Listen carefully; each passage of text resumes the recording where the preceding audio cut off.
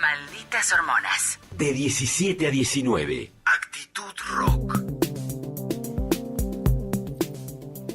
Y el mundo avanza con pasos agigantados y estamos ya en los 2000 y los coches no vuelan, cosa que a mí no me interesa que vuelen, pero sí me interesaría saber muchísimo más sobre la cabeza. Y para mí, del cerebro se sabe muy poco. La ciencia ha llegado a descifrar muy pocas incógnitas respecto al cerebro. Sin embargo, hoy nos trae una noticia que yo dudo.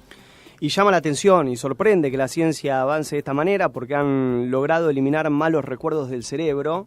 Atención con esto, porque muchas veces es parte de los traumas. Que como la clásica película que intentaban conectar totalmente. Y sacar el enamoramiento de un hombre. Bueno, y a propósito de películas, como si se tratase de Matrix. Eterno resplandor de una mente sin recuerdo. Sí. Claro, tal cual. Y el experimento viene desde un ejemplo que se puede tomar con Matrix, precisamente a propósito de películas, donde Neo se conecta a una computadora, aprende en cuestión de segundos lo que desea.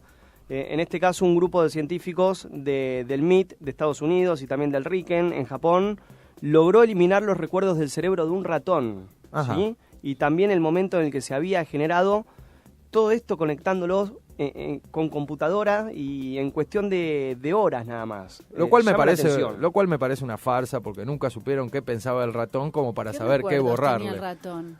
Sin embargo, uno puede tener muchísimas hipótesis al respecto, pero vamos a hablar con alguien que sepa. Sabe. Exacto. Vamos a llenarnos de información y sabiduría a través de Alejandro Anderson, neurólogo que está en comunicación con nosotros. Buenas tardes, Alejandro. Te saluda Anabel Cherubito, Leo Paradiso y Hernán Petris. ¿Cómo te va? ¿Qué tal? Buenas tardes. ¿Cómo les va? ¿Cómo están? Bien, la verdad, muy bien y muy asombrados de esta información que yo de por sí soy escéptico. Contame un poco qué se sabe de la cabeza, porque para mí se sabe muy poco y esto que nos puedan borrar recuerdos me parece una gran farsa. Mira, el tema es así.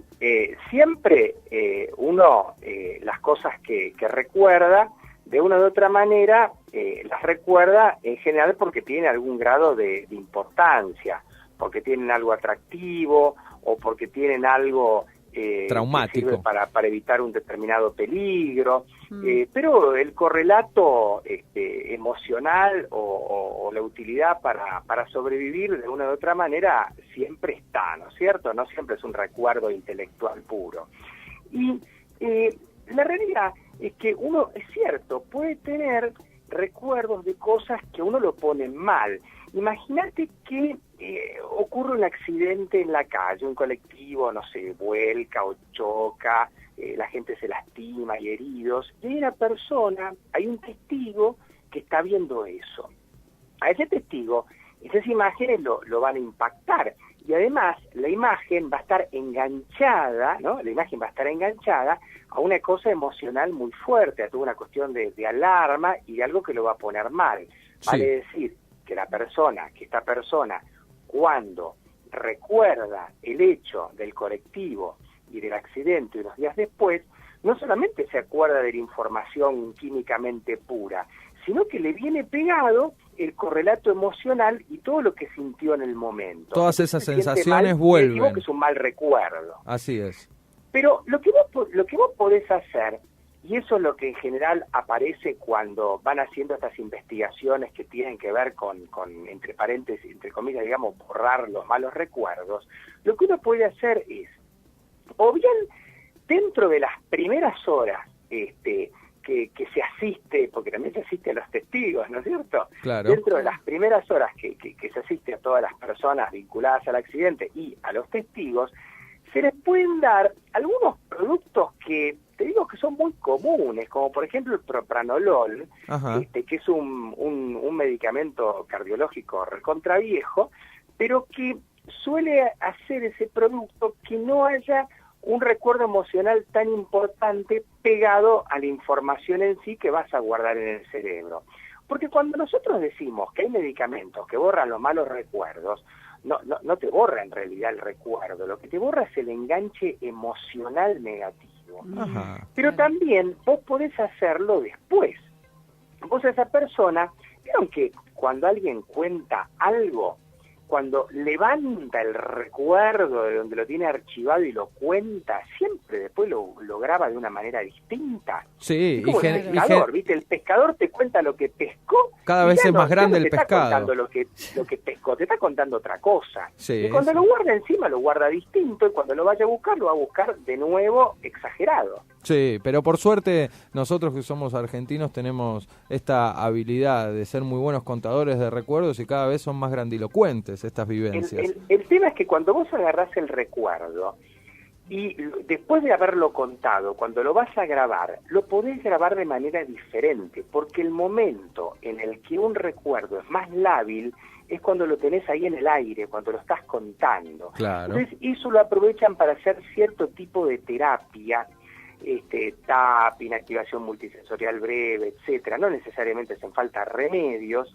y cuando esa persona graba de nuevo o archiva de nuevo lo que está contando, o está contando lo del colectivo que lo ponía tan mal, sí, el accidente que vio, mientras está grabando el recuerdo, vos le das estímulos sensitivos o luminosos. Hay un montón de técnicas y cada técnica tiene su nombre, el tapping, ¿no? Claro. Y cuando lo grabe, lo va a grabar con mucho menos recuerdo, con mucho menos enganche emocional. Y la próxima vez que lo cuente o se acuerde, no lo va a poner tan mal.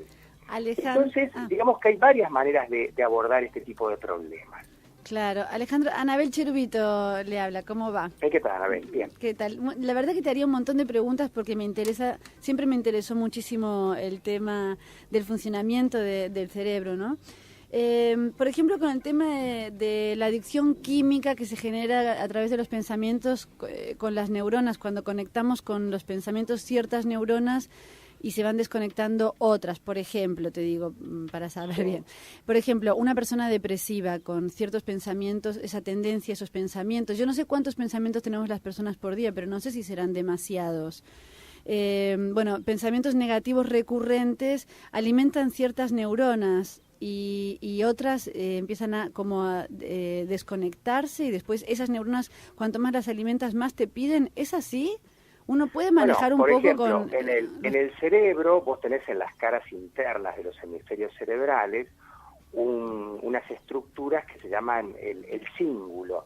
Es como prácticamente un óvalo, ¿no? Que está en la cara interna del cerebro. Y es la vía neuronal donde vas reciclando y reciclando y reciclando la idea y repitiéndola. Sí. Justamente las personas que tienen trastornos obsesivos compulsivos tienen problemas o tienen una neuroconducción patológica a nivel del cíngulo. Por eso reciclan tanto la idea y la repiten, tienen los pensamientos, las ideas obsesivas o tienen los actos rituales. Claro, pero por eso hay muchas posibilidades. Por eso la pregunta es, si uno toma conciencia de eso y cuando viene un pensamiento que es un pensamiento recurrente y es un pensamiento que no es positivo, no te suma nada, y uno inmediatamente cambia ese pensamiento por otro pensamiento que sea un pensamiento positivo o algo que digamos te aporte, puede llegar a desconectar, digamos, esas neuronas y conectar las otras, o sea, puede hacer un cambio. Mira, depende, porque no siempre depende puramente de la voluntad. Vos sabés Ajá. que, volviendo al ejemplo de las personas claro. que tienen el TOC, el trastorno obsesivo compulsivo, la idea es como que se les pone frente a los ojos, ¿entendés? Se le planta ahí la idea. Sí. Va más allá de la voluntad. Es un tema eso sí, fisiológico. ya es un tema Entonces, que tiene que estar medicados. Tenés que ayudar con fármacos. Claro, si vos no lo eso ayudás sí. con fármacos, es cierto que la persona tiene que entender de qué se trata el problema que tiene. Eso es muy importante. Muy importante. Pero también lo tenés que ayudar farmacológicamente. Doctor Anderson, ¿cómo le va? Leo Paradiso es mi nombre. ¿Qué Buenas tal? tardes. ¿Cómo te va? Muy bien. Nos está hablando de cómo en un futuro esta información que recién dábamos a conocer, por lo menos se trate de eliminar los recuerdos. Bueno, en la actualidad por ahora no se puede, evidentemente, pero la ciencia avanza. Y le quiero preguntar si esto es factible en el corto plazo, o es una locura de lo que estamos hablando y simplemente es una investigación. Lo que comentábamos recién de los recuerdos. Sí. No, esto es algo que se hace actualmente, o sea, se puede hacer perfectamente. O sea, el tapping es una técnica que tiene muchos años, el tapping, la activación multisensorial breve, MDR, son todas técnicas para poder manejar los recuerdos, los enganches que uno lo perjudican. Por ejemplo, a ver, no sé, fobia a las arañas, qué sé yo. Entonces uno tiene la visión de la araña y tiene todo ese correlato emocional, taquicardia, sudoración fría, una respiración dificultosa, todo ese correlato autonómico que te acompaña a la visión de la araña, y que en realidad es completamente irracional, pues ese correlato lo podés mejorar con estas técnicas. No necesariamente el ejemplo de borrar los malos recuerdos lo asociás al ejemplo del accidente. Ahora, en sí vos no borrás las cosas, lo que borrás es el correlato emocional negativo o de alarma que tiene el recuerdo, o sea, el enganche emocional. Se la planteo a la inversa, doctor. Se me olvidó un buen recuerdo que yo tenía y la verdad que no hay chance de que lo pueda recuperar. Científicamente, ¿esto es posible de que los buenos recuerdos también en aquellas personas que los han olvidado se puedan recuperar? Mira, el tema de la memoria, lo que es importante para transmitirle a todos nuestros oyentes es que nosotros prácticamente, o sea, nos acordamos de muy pocas cosas. O sea, uno cuando vive, lo que te entra por los ojos, por los oídos, todo lo que te entra por los sentidos, que finalmente entra en esa memoria de corto plazo, memoria de trabajo, en la que vas viviendo el día a día, no todo se archiva en el cerebro de manera definitiva o como memoria de largo plazo. Todo lo que dicen las diferentes películas, ciencia ficción y qué sé yo, de que uno tiene archivado absolutamente todo lo que pasó en el cerebro, la verdad que no es así, si no seríamos como Funes el memorioso, ¿viste? 24 horas para acordarnos lo que hicimos las 24 últimas horas. No, el cerebro tiene que ahorrar energía y archiva lo que realmente es importante. Y punto. Y el cerebro incluso elimina recuerdos. Muchas veces elimina cosas y disuelve circuitos que le representa también un gasto energético. Pero lo que se disolvió y lo que se olvidó, se olvidó. Allá quedará entonces en el recuerdo de los memoriosos, y los que no estarán más a salvo con menos memoria que otros. Alejandro, última pregunta. Hay personas que tienen una memoria increíble. Sí, es mi caso y no sé si me siento tan afortunado. Memoria de caballo, dicen. ¿Es así? ¿El caballo tiene mucha memoria? No, ¿O esa es pregunta una no perdamos frase, tiempo con preguntas o es que una no. frase totalmente que es una pavada? Es una pavada. Otro día, si quieren, les cuento que es la memoria episódica y la memoria semántica.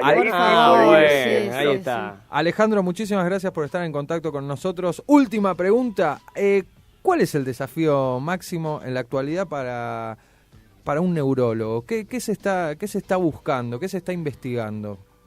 Mira, estuve hace una semana y media en la Conferencia Internacional de Enfermedad de Alzheimer. Ajá. Vos pensás que una persona de cada 9 por encima de los 65 años, o sea, el 11%, sí, tiene enfermedad de Alzheimer. Y bueno, ese es uno de los campos. Hay muchas cosas, pero este es uno de los campos porque compromete a mucha gente. Entender el mecanismo y poder evitar la enfermedad de Alzheimer, que la tienen personas que son normales, que trabajan, que son útiles, etcétera, y que es una pena porque pierden toda la experiencia y todo lo que aprendieron. Algo así cortito porque nos están apurando en la radio, que me interesa mucho. ¿Se regeneran o no se regeneran las neuronas? Bueno, en realidad hay un lugar en el cerebro, que es el hipocampo, esto se sabe hace poco tiempo, que es el único sitio del cerebro que fabrica neuronas incluso en los adultos. Fabricamos 750 neuronas por día. Por día. Para resetear la memoria de trabajo. Así que sí, eso existe y hay algunas estrategias para tratar de cuidarlas, que es importante. Bueno. A cuidar las neuronas Después te llamo y me sigues explicando, por favor. Tengo muchas que regenerar. Muchísimas gracias. Alejandro, por estar del otro lado. Que terminen muy bien el día y saludos a todos los oyentes. Bueno, muchísimas gracias. Pasaba Alejandro Anderson, neurólogo, para darnos un poco de explicación. Es muy interesante. Yo entiendo que la radio... Pavotes. No, yo entiendo que son los tiempos, pero es muy interesante saber... Muy. Nadie dice que no. No, es muy interesante saber, porque claro además sí. me olvidé, yo quería preguntarle si la marihuana... Pero ¿sabes cuál es tu problema? Si que es te verdad olvidas. que la marihuana... Tu problema es que te olvidas. Te olvidas de todo. De eso no me olvido. Pero bueno, se lo voy a preguntar en otro momento. Bueno, una pena que no te olvides acá. Va.